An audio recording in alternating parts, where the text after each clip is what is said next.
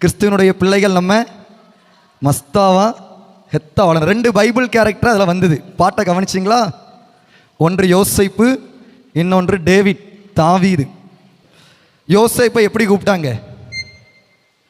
ஆடு மேய்ச்சிக்கிட்டு இருக்காங்க அவங்களுடைய சகோதரர்கள். அப்போ யார் வாரான்னு சொன்னா? சொப்பனக்காரன் வருகிறான் என்று சொல்லி யோசேப்பை கிண்டல் அடித்து எங்கே தூக்கி போட்டாங்க? அவனுக்கு ஃபஸ்ட்டு பிளேஸே எங்கே தான்?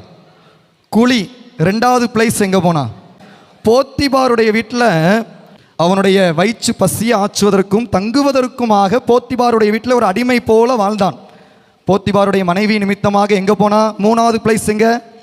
சிறைச்சாலை. அங்கிருந்து கடவுள் அவனை ஒரு ஹெத்தா வெளியே கொண்டு வந்து எகிப்து தேசத்தினுடைய மிகப்பெரிய அதிகாரியாக மாற்றினான். நீங்களும் நானும் ஹெத்தா வாழணும்னா சில நேரங்களில் உபத்திரவங்களின் பாதைகளின் வழியாக செல்ல வேண்டியிருக்கும்.